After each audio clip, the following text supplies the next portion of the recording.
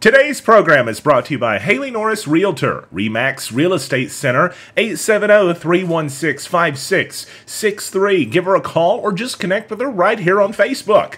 Sometimes you'll even see her in chat during the show because she likes NEA Report too. Stand by, the news is on the way. Haley Norris Realtor. Should I make my hair go like this? Whether you need to buy, sell, or lease. Haley, can I use my hands? Or is that, where are my hands? Where do they go? Just say, Haley. Just like Haley. Whether you need my expertise. Haley Norris Realtor. Or even do a commercial lease. Haley Norris Realtor. Should I say Remax Real Estate Center or no? Is that too salesy? No, that's good. My average days on market is just 50 days. You need my expertise. And that means I'm putting more money back in your pocket.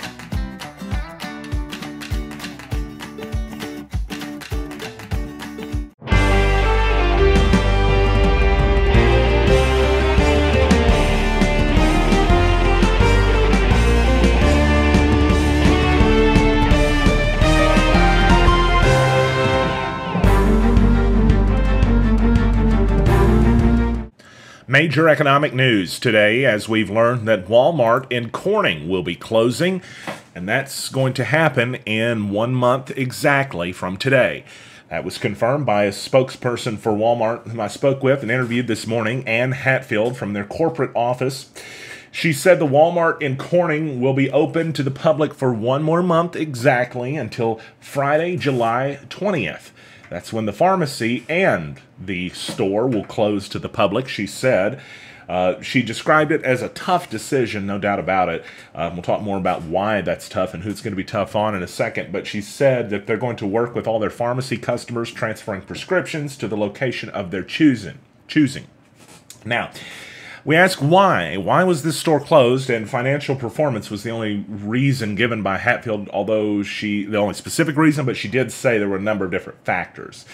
As I said, she described it as a tough decision. It's specifically tough for the 60 store associates or so that work there. It's a significant number, especially when you consider that Corning's population is just about 3,000.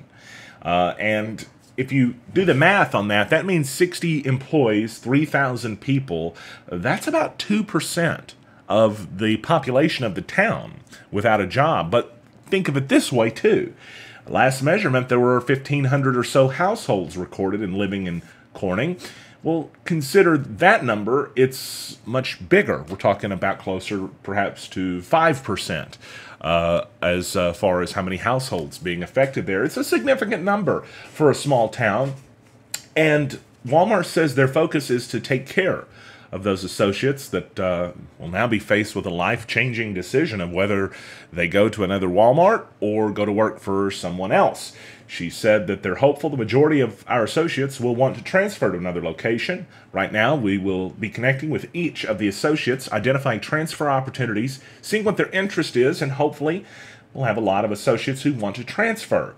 That's according to Hatfield. She said for any associate that doesn't want to transfer, they'll be paid through August 31st. There's actually going to be some severance packages that are offered as well for employees that have been there for a little bit of time, full-time employees that have been there for a year, or part-time employees that have been there for 5 years are eligible for that severance package. That is according to Hatfield when we spoke. I asked her more questions, specifically, is there going to be a nearby Walmart perhaps opening anytime in the future that's going to fill the need, the gap left open by this? But she said there's no plans for that right now, and I'll tell you about that here in a second. Well, I mean, just in summary, their store plan right now in Arkansas, she said, is to upgrade existing stores, not to build new ones. She described a lot about the online grocery pickup, grocery deliveries, the pickup towers, the new ways basically you can show up and not have to interact with a store or sometimes a human being at all. When they're talking about getting rid of a lot of associates, and you're thinking to yourself at the same time, Walmart's automating their workforce. Well, what happens at the point that they automate it where they don't need people anymore? That day is coming. We're moving toward that every day. It says in the quote she gave me, those investments in the state of Arkansas is where they're putting a lot of focus and rolling out new services that save customers time. It is, as I mentioned, that store in Corning that we're talking about this afternoon, a store that was open in 1978 and had about 32,000 square feet of retail space. But it's not actually a super center or a full store. It's considered a discount center, not even quite the size of a neighborhood market. It has a partial grocery department, not a full one, some items, but mostly general merchandise. Walmart leases the building. They don't own it. That's what I was told, so that's interesting. It may have played a role in that. I don't know. But it was that there were no new stores expected to fill the void in the lives of the Clay County residents. Well, that was the most significant bit of the news to bring along. If you live in Corning or if you live in Clay County and you shopped at this Walmart, we want to know, where will you shop now? What are your other choices? Some people think it's going to be a good thing. They think this could bring back more small business to Corning. Maybe it will, but it's in the immediate future, it's a shocker for both the 60 or so odd employees that now have to decide what their future holds, but also the community. Walmart is the sales tax base for most small towns. Not just part of it, but sometimes most of it. For a town like Corning, I have a hard time imagining there are many other sales tax producers besides this particular giant retailer that would produce numbers that great. So, you know, in addition to the worries in the lives of the employees, you've got worries in the lives of really the entire community now, because some of the things that were paid for by this store's sales tax revenue are now going to be a lot harder to pay for. It is a very difficult day and a difficult situation for our friends in Clay County and Corning, and a story we'll keep following. It's hard to imagine summer fun without a pool involved, and in Jonesboro, the Jonesboro Pool Center at West Nettleton, right where the old YMCA was, you know, well, that's a place, a destination for many to visit over the summertime. Even though I'm trying to think, are we officially in summer yet? Somebody in chat, let me know. In the meantime, it was not all fun and games on Saturday as a member of Jonesboro Police Department, a female officer, was attacked with closed fists by a 16-year-old punk. Pretty sure we're not taking too much of a liberty by calling him that after what was described by officers. It took place on Saturday at that pool, as I mentioned, that you're seeing on the screen. That photo is a year old, by the way. I just want to mention, took it last year. Well, the incident began as Officer Cheyenne Jordan was working security when she was contacted by a lifeguard that said they needed help because two people using foul language in and around the pool. And it's a location where a lot of kids are, you know, so you got to keep it kid-friendly, family-friendly. Well, the lifeguard wanted them criminally banned from the pool.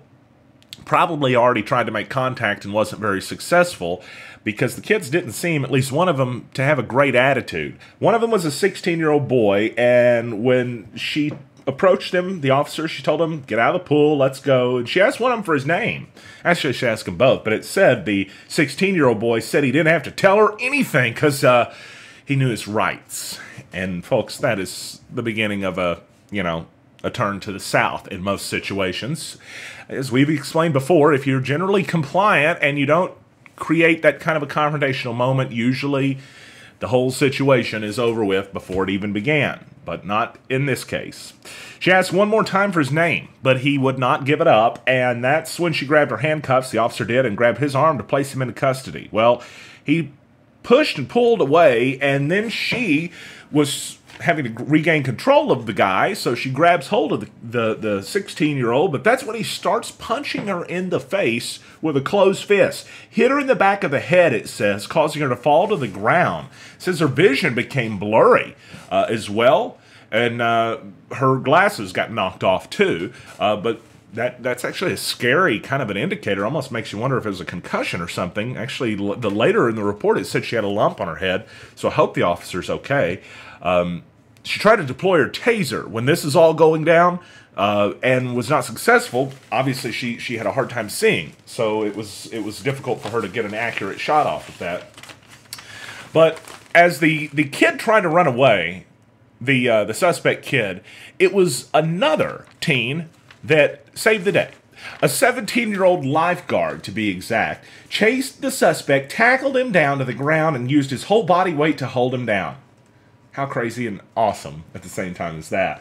The lifeguard and the officer flipped him over. He was handcuffed, and, other officers responded and stuff. She had a golf ball-sized knot on the back of her head, and I don't have an update on her condition, but I know the teenager is facing charges of second-degree battery, obstruction of governmental operations, refusal to submit, disorderly conduct. You actually will get some serious charges that are additional charges if you fight a police officer on top of what you would any other individual. It was said, according to the report, that there was some type of argument between family members that led to all the cussing, and no matter how bad the day was, well, it was still not bad enough to attack a police officer, as that kid is learning now.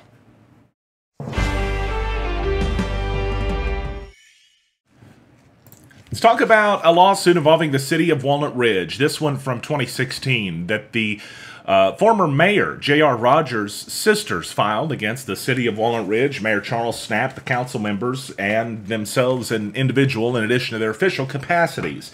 It's all related to some condemnation stuff. We're talking about specifically a property out on Highway 67 that was owned by the sisters of J.R. Rogers, Wanda Thornton and Louise Sifford. Well, some orders have been issued in this case. It's been going on for quite a while now. We've got an update now on this incident and on this as it continues to develop.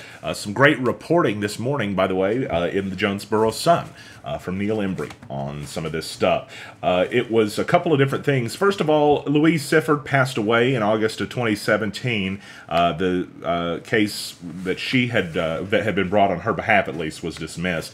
Also, the council members and the mayor had their individual the case against them as individuals dismissed, but they're still being sued in their official capacity. Of course, as mentioned, the sister Wanda Thornton is also involved in this lawsuit, and that is proceeding her side of that.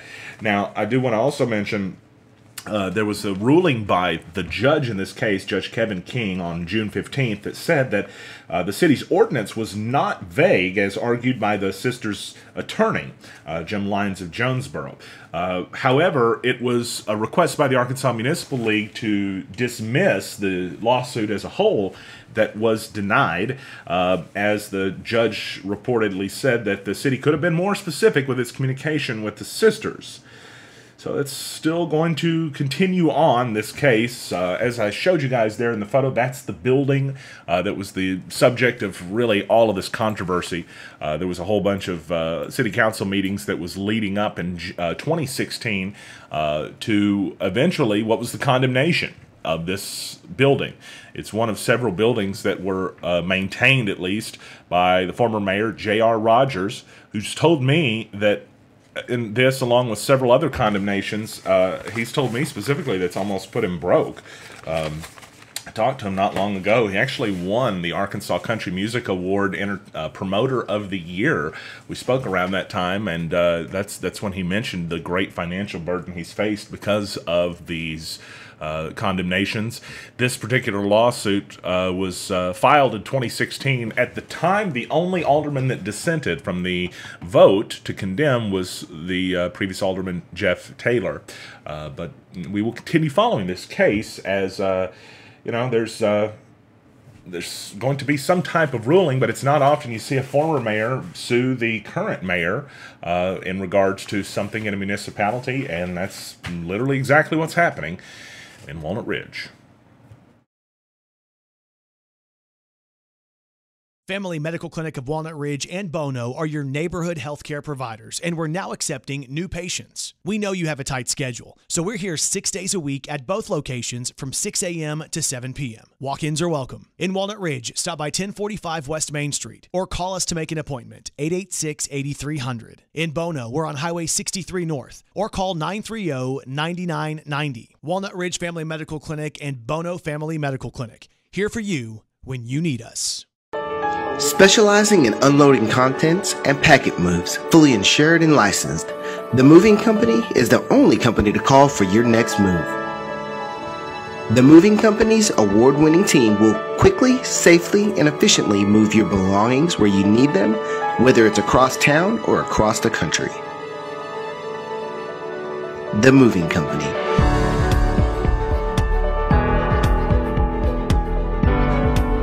Equipped with 2 full-size moving trucks and all the supplies and tools for any move, the Moving Company is prepared for the toughest jobs to the most gentle. To book your next move, give us a call at 882-2842 or send us a message to our Facebook page by searching The Moving Company.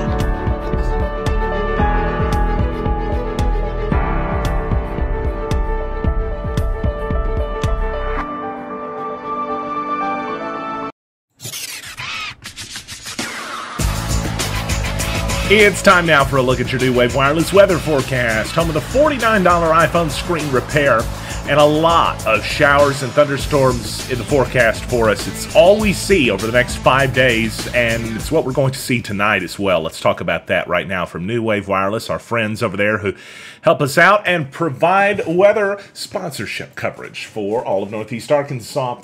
All right, for the rest of this afternoon, for tonight as well, a 50% chance of thunderstorms. Cloudy tonight with a low around 71. Looks like up to half an inch of rainfall is possible. For Thursday, showers and thunderstorms are likely with mostly cloudy skies, a high near 87 degrees. Thursday night, 50% chance of thunderstorms continues. It lasts into Friday as well. Friday, the high only around 87, only around 86 by Saturday. Going to be a little bit cooler for us this weekend. The showers may be helping out with that a bit too. For your Saturday, showers and thunderstorms expected right now with mostly cloudy skies, a high around 86. They'll continue into Sunday, though a slightly less of a chance, 40% chance on Sunday, 40% chance on Monday. Possible Tuesday, that's when it warms up, but that's also when it looks like the showers and thunderstorms may start to get out of here. Right now, I am looking at some storms on the radar at the moment. Well, it's not much storm activity. A little bit in Jackson County, and we see in western Lawrence County a few showers rolling in. Sharp County also getting a little bit, and Independence County having some showers and thunderstorms all around it already this afternoon. Not quite yet in Craighead County, but give it just a little bit, and I'm sure we're going to start to hear the rumbles of some thunderstorms. What is it right now? It's 84 degrees, mostly cloudy as I speak. Let's take another look at the radar real fast as we actually show it on the full screen right now, because Lawrence County, as I said that it was to the west, but obviously the radar refreshed right after I spoke and before I looked. We got some storms right now all around Lawrence County at the moment, in Jackson County too, and in southern Poinsett County. This is all headed into Northeast Arkansas on what is our final day of spring. Yes, the first day of summer is tomorrow, and some summer showers on the way too. Hazardous weather outlook is in effect for us. I just want to mention this because pretty much all of Northeast Arkansas is affected by that. It's a strong thunderstorm, they're saying, that contains gusty winds and isolated heavy rainfall possible. That's what they're saying. A few strong to severe storms are possible Thursday and Friday. Heavy rainfall is expected. Possibilities for spotters to be activated tomorrow and Friday exist. But they're thinking right now it doesn't look like it's going to be a storm that does contain a lot of that tornado activity type stuff. Still, yeah, severe storms, you got to keep a watch on them because you never know what the air conditions are going to do. Weather Service this afternoon confirmed that a video that a lot of folks have seen shared that showed a water spout in Cross County was an EF0 land spout, a weak land spout tornado that occurred west of Wynn. No damage reported. That was at 5:25 p.m. on June 15th is when that one has been confirmed. That's at least what we're seeing right there. Hopefully we don't have any more of those that pop up for us, especially as we're seeing those storms kind of start to roll in here tonight. to northeast Arkansas. We'll be watching storms. If stuff gets crazy, we'll come back and we'll let you know what's going on. But that's what we have as far as news coverage goes for today on NEA Report. We're grateful for you joining us tonight. Thank you so very much for coming in, for liking us, and supporting what we're doing around here, too. Don't forget, if you haven't yet, you can like us on Facebook. And if you didn't know, also earlier today, we had a good interview with Chinton Desai running for Congress in the 1st Congressional District, Rick Crawford's current seat. We actually aired that during our breaking news coverage earlier because it was related to the immigration stuff. If you would like to find out more about that, actually just scroll down and check it out on our Facebook page. You can also find it on YouTube, where this newscast will also be available in just a few moments. And I'm Stan Morris. And now you're up to date from NEA Report.